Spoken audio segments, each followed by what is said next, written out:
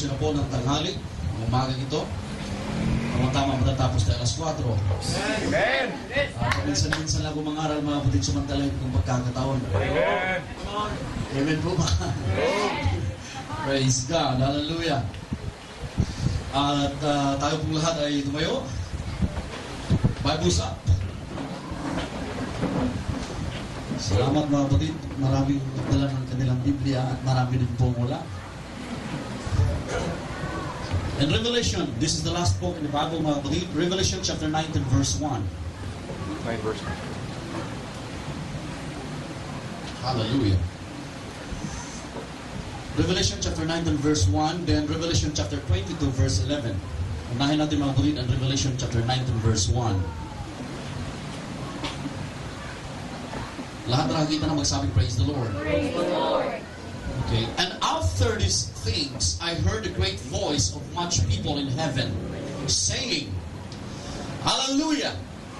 Salvation and glory and honor and power unto the Lord our God. Praise God. Malinaw mo ba yung boses ko dyan sa likod, mga kapatid? Revelation chapter 22 verse 11. This is the last book, the last chapter. Babasahin ko sa Tagalog, mga kapatid.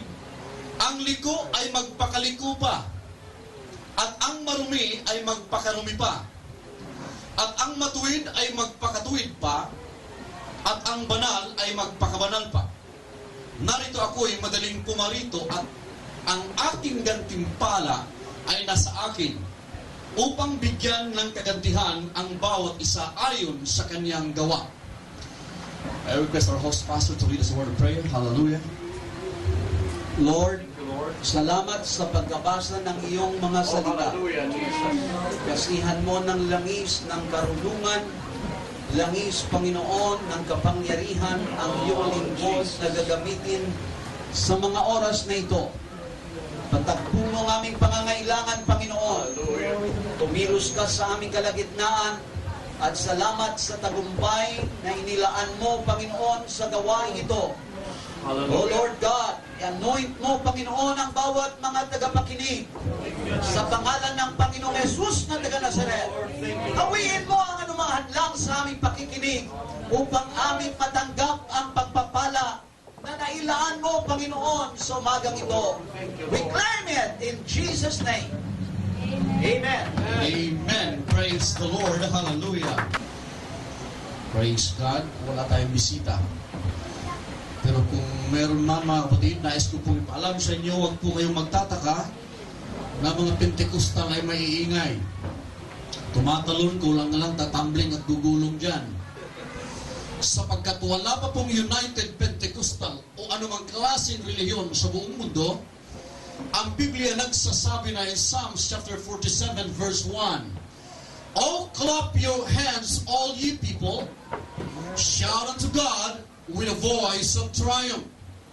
Wala pa pong kahit anong klaseng reliyon, ang Biblia nagsasabi merong pagpapalakpak at merong pagsisigaw, pagpupuri para sa ating Panginoon. Just pray. Nais ko pong maintindihan natin itong sinasabing with a voice of triumph. Merong sumisigaw na nagwawala, nagagalit sa kanyang mga anak. Pero iba ang sigaw, yung mga taong nagpupuri para sa ating Panginoon. Yung sigaw na may tagumpay. Amen? Amen. Wala pa akong nakitang isang binata na nanliligaw sa isang dalaga na pagtatanungin mo siya, brother, kumusta yung panliligaw mo? O, pastor, kami na ngayon ay nakakalungkot. Walang ganon. Lahat po ng mga nagtagumpay, makikita mo sa kanilang facial expression ang kasiyahan, kagalakan mula sa kanilang puso. Kaya ang sabi ng Panginoon, hallelujah, habang nasa panampahan ka ng Diyos, clap your hands, all you people, shout it to God with a voice of triumph. Hindi ko po nakita yung facial expression mo. Totoo ba nagtagumpay ka sa araw na ito? Hallelujah! Oh, hallelujah! Hallelujah! kung ano yung problema mo, ano yung pinagdaanan mong karamdaman. But I will tell you, this morning, tagumpay ka habang narito ka sa bahay ng Panginoon. Everybody say, praise the Lord. Kamayan mo yung katabi, sabihin mo, God bless you. God bless you. You may be seated, pagpalain kayo ng ating Panginoon. Hallelujah. Praise God. Walang matutulog ngayon. Amen. Ewan ko ba kung bakit sa church napakasarap matulog. Amen. Amen? Hallelujah. Alam niyo ba mga kapatid na ang hikab ay isang pagpapala? Amen. Don't you know that millions of people around the world nagtitake po sila ng sleeping pills para lang makatulog sila? Mahal-mahal yan. Pero ang mga anak ng Diyos, galing ka sa trabaho, alas 7 ng gabi, pagkatapos mo maghapunan, mapadalhan ka ng hikab ng Panginoon. Oh. Bakit nasabi ko ang hikab ay isang pagpapala? Hindi ka pwedeng pumunta sa Mega Mall, pabili ka ng hikab dyan. Ano ka ba yun? Pupunta ka sa hardware, mga kapatid, meron ba kayong binibintang hikab dyan? Wala. Pero ang hikab ay isang pagpapala. Pero minsan daw, abusado ang mga anak ng Diyos. Panahon sa panambahan, ginamit na ang hikab. Mga kapatid, sabihin ko po sa inyo, kahit kaano ninyo karami dyan, alam namin mga Christian dito kung sino yung natutulog sa upuan. Hallelujah, everybody say praise the Lord. Praise the Lord. Tama ba? Tapos sa alas 4 pa eh. Meron daw mga kapatid. Sa Cebu, habang midweek prayer mga kapatid, yung babae doon, nanay L.A., habang nalilecture si pastor mga kapatid, natulog siya sa upuan. Biglang na-brown out. Sabi ni pastor, sige mga kapatid, wala tayong kuryente, tumayo tayong lahat, magpuri tayo sa Panginoon. Nagpuri sila, kumilos ang Diyos mga kapatid. Nagising yung babaeng natulog.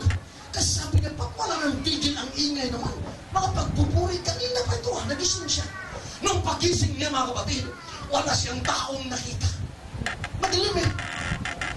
Sabi niya, ano ba nangyari dito? May mga naririnig akong nagpupuri, pero wala akong nakikita. Sumigaw siya sa takot niya mga kapatid, Pastor, nabulag ako! Matulog-tulog kasi. Sabi nung kanyang anak, nanay naman, nakakahiya, brown out. Ganun ba? Everybody say praise the Lord. Praise the Lord. Nakikita ko mga kapatid ng mga taong nasa terminal ngayon. Pag pumunta ka sa Cubao, habang hinihintay yung mga Victory Liner paalis, makikita mo yung mga tao habang naka-standby mga kapatid. Minsan nakasandal yung sa upuan, tumutulo yung laway, natutulog, habang hinihintay yung bus. Mga kapatid, ito ang terminal sa ating spiritual. Kasi sa Bible, sa Revelation, meron din nakasulat doon to the angel of Ephesus, write this. Lahat ng mga simbahan doon may mga anghel na pinadala ang Diyos. Nakasulat doon mga complaint. Halimbawa, babalik ang Panginoon pagpunta mo sa langit. Sasabihin, taga saan ka? Taga Patiro sa Color? Nakasulat lahat ng mga ginagawa natin. Praise God, hallelujah. So walang matulong ngayon, okay po ba? Amen. Kasi introduction pa lang yun. Amen. Amen. Hallelujah. Praise God. I will bring you a subject that says the unknown heroes. Ang hindi nakikilalang mga bayani o hindi kilalang mga bayani. Ako may kilala akong bayani, hindi ko siya nakita, si Dr. Jose Lisa. May kilala ba kayong bayani? Amen. Amen? Basta palang matulog ngayon, ha? Praise God. Kasi mga kapatid, meron isang kwento, isang pastor. Piniprepare niya ang message niya Lunes pa lang. Lord, pagpalain mo itong mensahe na ito, Panginoon. Nag-fasting si pastor, mga kapatid. Hallelujah. Pagdating ng linggo, habang sa kalagitnaan ng preaching ni pastor, nag-disappoint siya. Sapagkat grabe yung preparation niya. Meron namang LA doon na natutulog. Sa inis ni pastor, mga kapatid, habang sa kalagitnaan ng kanyang mensahe, bigla niyang sinabi, ang lahat ng mga demonyo ay tumayo.